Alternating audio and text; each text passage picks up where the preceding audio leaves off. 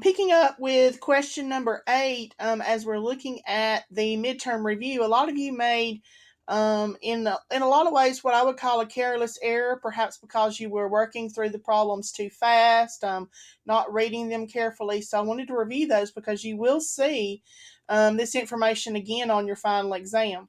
So question 8 reads, the solution to the equation 2 times the quantity x minus 1 added to 5 equals 6 minus the quantity 2x plus 2. And so I'm basically being asked to solve for x. And so I need to try to simplify this equation before I do that. So the first thing that I'm going to do on the left side is I'm going to distribute the 2 to the parentheses so that I have 2x minus 2 plus 5 equals 6. And then I need to distribute the negative. Remember, there's an understood 1 here, so I'm really distributing negative 1 through the parentheses. So I have negative 1 times 2x, which is negative 2x, negative 1 times positive 2, which is negative 2. I then should be able to combine like terms on both the left and the right. On the left, I have negative 2 plus 5, so that's 2x plus 3 equals, on the right side, I have 6 minus 2, which is 4, minus 2x. Then I need to get all of the x's together and all of the constants or the numbers together. So I'm going to add 2x to both the left and right sides. So I have 4x plus 3 equals 4. I'm then going to subtract 3 from either side to get the numbers together. And I'm going to take it up over here to the side so that I have 4x equals 4 minus 3 is 1. I'm then going to divide both sides by 4 because I'm trying to isolate the x. So my answer is x equals 1/4, or as a decimal, that would be 1/4 or 0.25.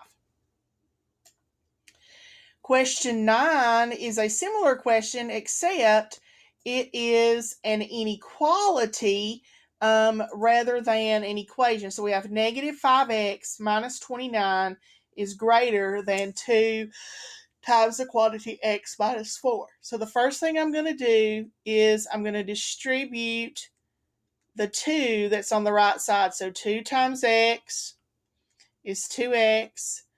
2 times minus 4 is minus 8.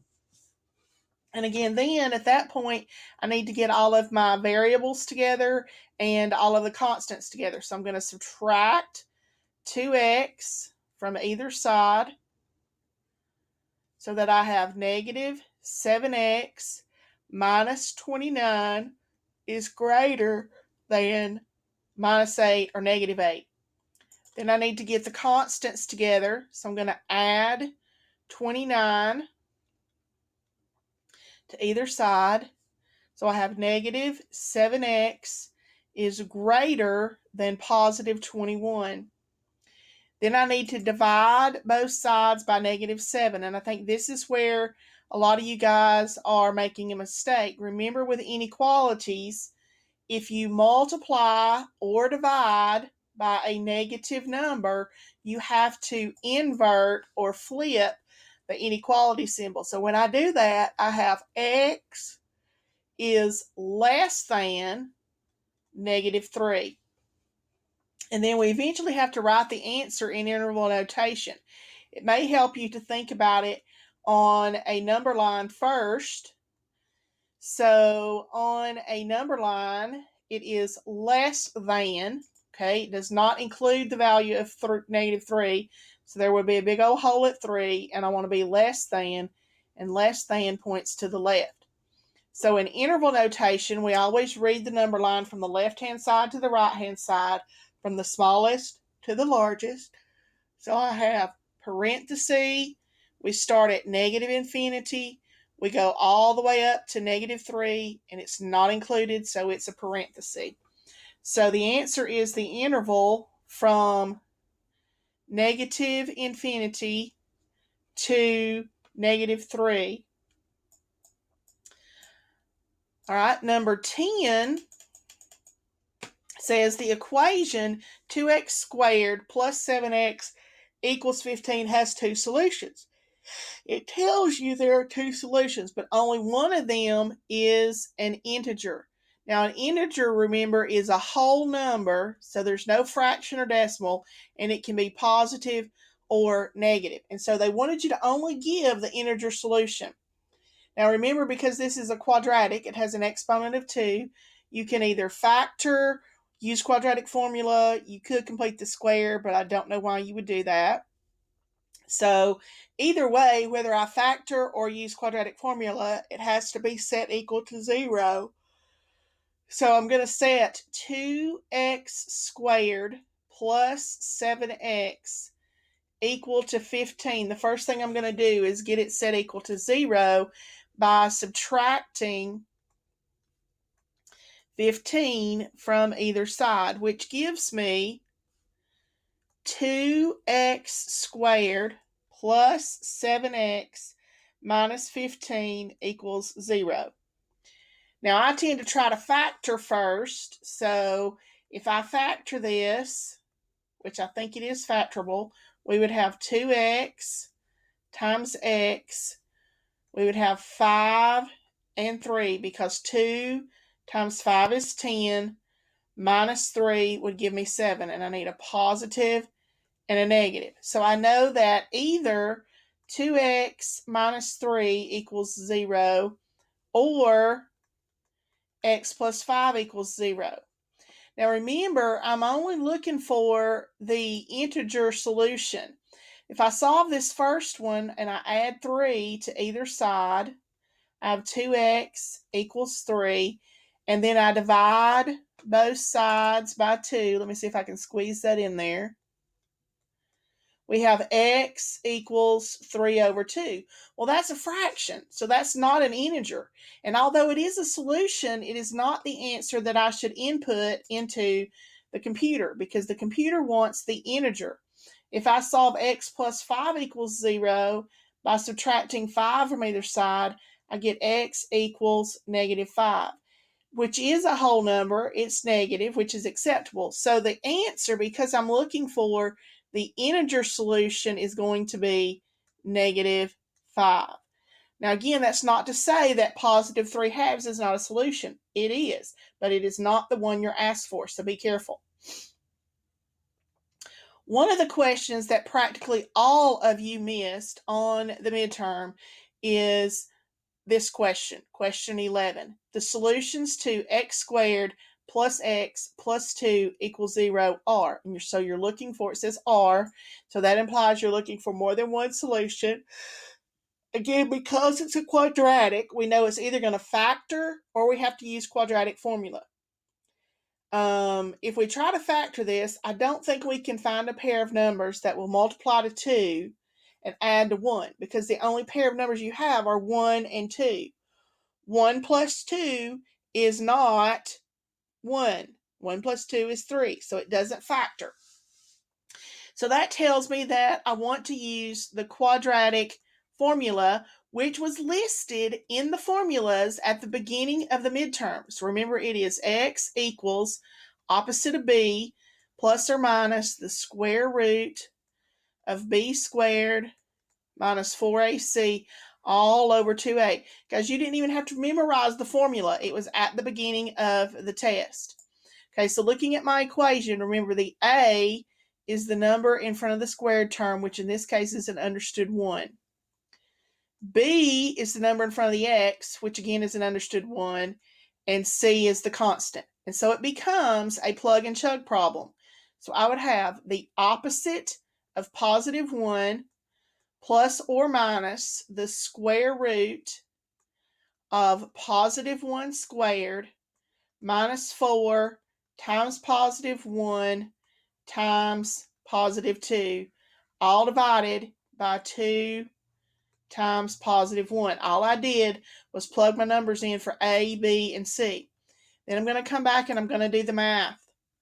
Okay, so I have negative 1 plus or minus square root. Positive 1 squared is 1. Minus 4 times 1 is negative 4 times 2 is negative 8 or minus 8 over 1 times 2, which is 2. Continuing the simplification process, I have negative 1 plus or minus the square root of negative 7 over 2. Now, hopefully you guys remembered that having a negative underneath the radical is a big no-no. So you have to simplify that. And when you simplify it, you have negative 1 plus or minus I, remember that's the imaginary unit, on the square root of 7. 7 is not a perfect square. It can't be simplified over 2. A lot of you you selected the answer that did not contain the I, but you have to have the I in there because there is that negative value under the radical. And so you wanted both. You actually have two answers here, negative 1 plus I square root 7 all divided by 2. And you have negative 1 minus I square root 7 all over 2. So there are two answers there. All right, then number 12. Okay, let me see if I can slide this up on the paper a little bit. Number 12 was a reasonably simple problem. They just gave you an inequality and they wanted you to write it in interval notation. So my beginning point would be negative 5 and my ending point is positive 6. For the negative 5, we have less than. It does not include an equal, so we use a parenthesis. For 6, it does have the equal bar, so we use the square bracket. There it is. Okay, you got to just watch the symbols, pay attention to the notation. If you don't, you're going to make careless errors and get the wrong answer. Okay, as questions get more detailed, you have to really be careful and pay attention to the assemblage and that sort of thing. Okay, so the next one says solve the inequality x squared plus 8x plus 7 is less than or equal to 0. So this is an inequality. Again, it is a quadratic, so I have to begin first off by solving the quadratic, either by factoring or using the quadratic formula. I believe this one will factor, so I have x times x. I still have less than or equal to 0, so I have 7 times 1, which is 7, and 7 plus 1 is 8, so they're both positive. And so then I need to solve each one of those pieces for x. So I have either x plus 1 is less than or equal to 0. So we're saying if we solve that, we have subtract 1 from either side. So I have x is less than or equal to negative 1. Or the other option is that x plus 7 is less than or equal to 0. Again, I want to solve for x, so I'm going to subtract 7 from either side. So I have x is less than or equal to negative 7. Now, here's probably the step that most of you are missing. Remember, with the inequality, it's kind of a trial and error. So we look at our number line. We would have a point of negative 1.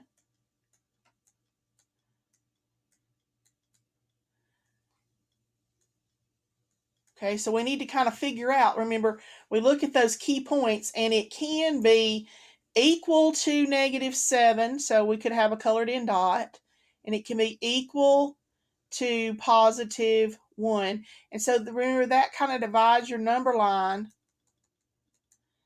into 3 different sections, and you got to figure out which values, it's a plug and chug, which values are going to make that inequality statement less than or equal to 0. So it's a trial and error.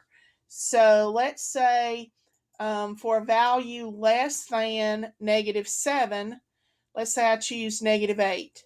So I would have -8 plus 1 times -8 plus 7. That's going to be -7 times -1, which is +7. But +7 is not less than or equal to 0. So it can't be that interval. Okay. Then I try another one. Okay. So if I try something between -1 and -7, let's say we try -4. And I'm just randomly picking a number within that interval. You could use any number you want. I would have -4 plus 1 and -4 plus 7. That gives me -3 times 3, which is -9. And -9 is less than 0. So it seems that that one works. Okay, but we got one more to go. And then we need to pick a value that is greater than -1. And I'm going to go out here a little ways and choose 2. Okay, I try to avoid 0 and 1 because sometimes they'll do weird things. So I have 2 plus 1 and 2 plus 7. So I have 3 times 9, which is +27. But +27 is not less than 0. So the interval where I am less than or equal to 0 is going to be between -1 and -7. And I can use both of those endpoints because it says it can be exactly equal to 0. So ultimately, my answer is the interval between -7, start from the left, to -1, and it's inclusive on both ends, so you use a square bracket on both ends. All right, let's see if we can do one more. 14 doesn't ask you to do all of the questions or all of the work. It just wants to know what are the critical numbers. What values would you have on that number line that breaks it up? Okay, so we need to solve this inequality, but to do that, the first thing that we need to do is we need to get it greater than 0, or if it were less than to 0, but this one is a greater than. Okay, so we're going to subtract 3x from either side. So we have the inequality 2x cubed minus x squared minus 3x is greater than 0. And then I need to solve that. And since it has that exponent of 3, I'm going to try factoring. And I notice that all of the pieces have an x. So I'm going to factor out the x. So I have 2x squared minus 1x minus 3. And we want that to be greater than or equal to 0. So then I have x, and I want to try to factor the remaining quadratic. So I have 2x and x, and I need a pair that's going to subtract to 1. So let's do 3 and 1, and we need negative and positive. We want that to be greater than 0. So our critical numbers are the values here for each of these pieces. So either x is equal to 0, 2x minus 3 is 0, or x plus 1 is 0. And if I solve each of those respectively for x, that's going to give me my critical values. So x equals 0, that's already solved. 2x minus 3, if I add 3 to either side to isolate the x, then I have 2x equals 3. Then I'm going to divide by 2 so that I have x equals 3 over 2. So the second critical value is 3 over 2. And then finally, if I subtract 1 from either side, I have x equals -1. So the three critical values are 0, 3 halves, and -1. And that's all I had to do. I don't have to figure out which piece is going to make it greater, okay, because that wasn't the question. Again, you got to make sure you understand what the question is asking. Okay, so I'm going to stop there and we'll come back and pick up and look at some of the others in a third video.